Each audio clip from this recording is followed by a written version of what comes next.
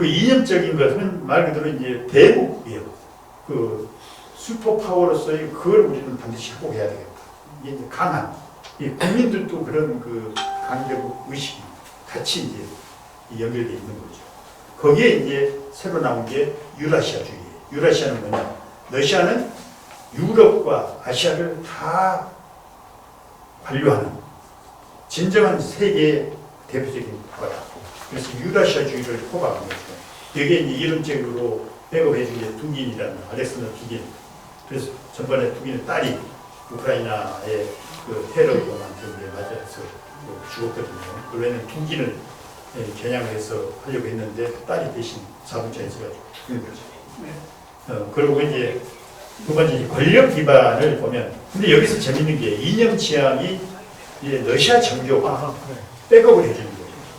그 옛날 그 구소련 당시 때는 공산주의 이데올로기가 하나의 이념적인 그 백업을 했거든요. 그런데 공산당이 무너지고 소련이 해체되고 나서 일종의 이념의 공백기를 거치잖아요. 이 과정에서 푸틴이 가장 먼저 한 게 러시아 정교를 거의 국교화시킨 거예요. 러시아 정교가 소련 당시 때 해외로 나가는 그 파가 있고 국내에 있는 파. 이게 국내에는 권력과 야반, 그 해외는 야바지 않고 순수성을 지키기 위해서 해외로 나가는 두 파가 있었는데 이걸 결국 통합을 해요. 그래서 강력한 어떤 신정 정치를 사실은 푸틴이 추구를 한 거죠. 이게 바로 이제 러시아 정교가 국교화인데 국교는 다름없어요. 푸틴도 요즘 보면 지금 나이 뭐 70이 넘었는데도 1월 13일 러시아식 절이죠. 부활절인데 얼음을 깨고 밖에서 울통부터 들어가잖아. 내년에 그거 쇼 아니에요, 진짜. 그런 정도로 푸틴도 그 소련 당시 때 어머니 따라서 러시아 정교의 세례를 받은 거예요. 이게 크리스찬이죠, 사실은. 그래서 그게 아주 매우 강하게, 이 러시아 정교가 거의 국교화될 정도의 수준까지 가는 거죠. 그리고 이제 또 권력 기반은 뭐냐? 그 KGB 출신이잖아요, 푸틴.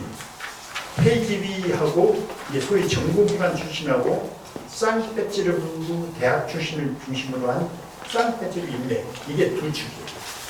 예. 왜 이러냐? 왜 그 지역적인 연고 그리고 KGB의 어떤 그 백업을 받으면서 했느냐 하는 거를 우리가 이제 의문을 던져볼 필요가 있는데, 그 러시아는 우리처럼 공무원 시험 제도가 없어요. 고시 제도가 없어요. 그 가장 센 기관이 대학생들 중에 졸업할 때 우수한 자원을 먼저 빼가요. 그럼 그 소련 당시 때 KGB 모집관이 와가지고 가장 우수한 자원을 1차적으로 뽑아가요. 그러면 이제 나머지 이제 순서대로 뽑아가는 거예요. 그러다 보니까 KGB에 근무하는 사람들의 대우도 좋지만 거기는 보면 민간인으로서의 월급을 받고 군인도 신분의 계급이 있어요. 이것도 받고 이직을 받아요. 옛날에 저 중앙정보국을 했거든요. 그런 식으로. 그러니까 최고의 엘리트들이 다 거기에 모이는 거예요. 그래서 이게 그 통치가 가능하다는 게 러시아 엘리트들은 지금도 다 거기에 모여 있어요. 2차적으로. 물론 이제 우수한 분야들도 많이 딴 데 나가 있지만 1차적으로 거기서 뽑아가는 그런 게 있고 대우도 좋고. 두 번째 상트페테르부르크 인맥이 이제 부상을 한 이유는 뭐냐? 그 스탈린 때 스탈린의 정적이 키로프라고 유명한 정적이 있어요. 키로프가 상트페테르부르크 연구소지가 거기거든요. 가장 강한 라이벌이었어요. 결국 키로프를 단두대에서 채용을 해요. 그리고 그 다음부터 스탈린이 상트페테르부르크, 그 당시에는 레닌그라드죠. 레닌그라드 인맥을 쓰질 않는 거예요. 그래서 소련 내내 소외된 그 지역이 바로 상트페테르부르크 인맥이에요. 그러다가 이제 푸틴이 대통령이 되면서 뭐 어느 정도냐면 러시아에서 보면 이제 상트페테르부르크에서 모스크바로 저녁 한 10시 넘어서 열차를 타면 그 다음날 아침에 모스크바에 도착을 하거든요. 그러면 이제 낮에 일 보고 밤에 또 그 열차 타고 돌아와요. 크렘린의 총무국장이 그 여기에 미리 나가가지고 상트페테르부르크에서 아침에 열차가 도착하면 아무라도 잡고 거기에는 다 상트페테르부르크 온 그 사람들이니까 너 쓸 줄 알아? 너 읽을 줄 알아? 그러면 그렇다. 그럼 야 가자 일하자. 다 끌고 간 거예요. 그런 정도. 그러니까 모스크바 사람들이 제발 비서만은 좀 데려오지 마라. 비서는 러시아도 모스크바도 많이 있으니까. 그래서 푸틴이 집권하고 거의 10년 동안 완전히 그 두 인맥이 그냥 다 장악을 한 거예요. 지금도 그대로 거의 많이 남아있어. 요직은 그대로 다 남아있어요. 지금. 그런 정도로 이게 그 반작용이죠. 뭐 우리 한국도 지역 차별이 있지만 거기도 그런 게 있었던 거예요. 그리고 이제 통치 방식은 푸틴이 또 법학전공이잖아요. 당시 공산당 자제가 아니고서 그 상페테르부르크 대학인데 지금 이제 옛날에 레닌그라드 대학이죠. 레닌그라드 대학의 그 법대가 가장 셌거든요. 그때가 40대 1의 경쟁률인데 푸틴은 공산당 자제가 아닌데 그걸 뚫고 들어간 거예요. 가장 우수한 인력 중에 하나예요. 그 당시 때 소련 당시 때 레닌그라드 대학하고 모스크바 대학이 세계 10대 대학에 들어가 있었거든요. 그러니까 그 대학 중에서도 가장 우수한 자원이 법대인데 거기에 푸틴은 공산당 당원도 아닌 자제도 아닌데 당당하게 실력으로 들어가는 거죠. 그러니까 얼마나 우수했겠어요. 지금도 보세요. 지금도 보면 그 대국민 기자회견 하면 한 5-6시간씩 넌스톱으로 해. 지금 다 받으면서. 텍스트도 안 봐. 대단해요. 보면. 지금 뭐 나이 72살인데 지금도 보면 뭐 한 50살 정도밖에 안 되고. 왜 그러냐? 러시아 남자들이 빨리 늙고 죽는 이유가 술을 많이 마셔서 보드카를 많이 마셔. 푸틴은 술을 안 마셔요. 술을 안 마셔요. 와인 한 잔 정도 하는데. 그래서 우리가 그 외교가에 이제 일화가 있는데 2004년에 노무현 대통령이 탄핵에서 풀려나가지고 맨 처음에 방문했던 게 모스크바였어요. 9월달에. 저는 원래 7월달에 기구해야 되는데 그 대통령 행사를 끝내고 들어가라고 해서 기다렸다가 행사를 끝내는데 노무현 대통령이 모스크바에 도착하자마자 그 러시아에서는 소위 이제 2시에 그 텍사스 목장 데려가듯이 가장 환대하는 게 모스크바 외곽에 별장이 별도로 있어요. 거기로 초대를 한 거예요. 이 최대의 환대를 해주는 거죠. 그리고 이제 별장 안에 들어가고 거기는 통역하고 대통령만 둘이만 간 거예요. 이게 우리 나머지 수행원들은 다 밖에서 기다리고 있는 거예요. 근데 뒤에 보니까 우리 노 대통령이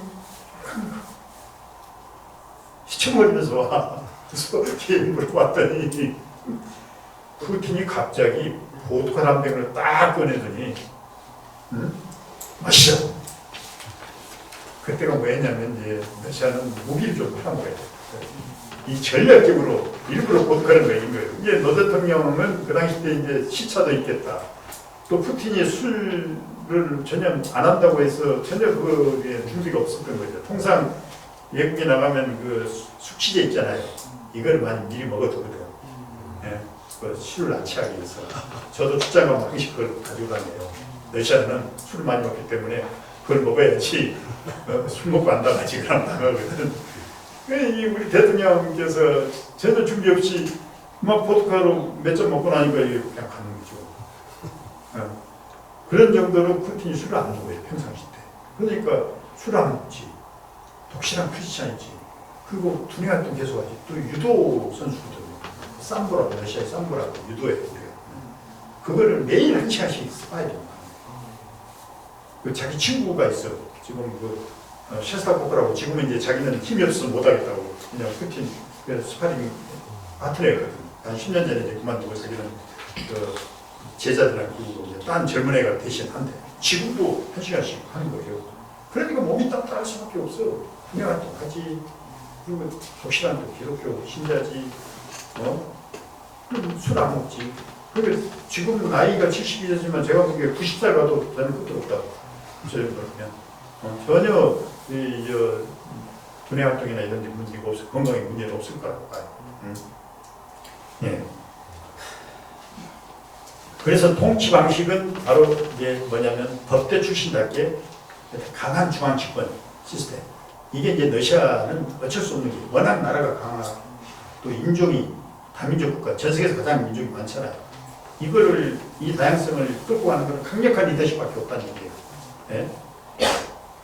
시간이 금방 가버리네. 이걸 빨리빨리 해야 되겠네. 그래서 제가 이제 푸틴을 2001년에 제 책에서 표현한 게 있어요. 푸틴은 법학도로서 이 냉철함을 가지고 있고 합리적인 사고를 가지고 있고 유도 선수로서 아주 민첩하고 KGB 출신으로서의 어떤 아주 은밀한 이런 거를 갖춘 사람이라고 했는데 아니나 다를까 그런 식으로 활동을 하더라고요. 경제 정책은 뭐냐? 러시아는 이미 시장 경제를 했어요. 그렇지만 시장 경제 시스템이라고 100% 볼 수 없는 게 거기는 국가 기관 산업이 많아요. 자원, 철도, 항공, 우주 이거는 우리 서방도 국가가 주로 관리를 하잖아요. 그러다 보니까 서방에 비해서 훨씬 더 그런 기관 산업이 많은 거예요. 그러니까 이건 정부가 통제를 않고서는 안 되는 거예요. 그래서 이건 시장 경제 체제이면서도 정부가 절대 권한을 행사할 수 있는 이런 시스템. 그래서 국가 자본주의라고 그러죠. 이걸로 이제 돼 있는 거죠. 차이가 그거예요. 시장 경제는 시장 경제인데 정부 포션이 많은 거죠. 우리 사람도 마찬가지잖아요. 순수한 시장 경제는 없어요. 순수한 자본주의도 없고 순수한 사회주의도 없고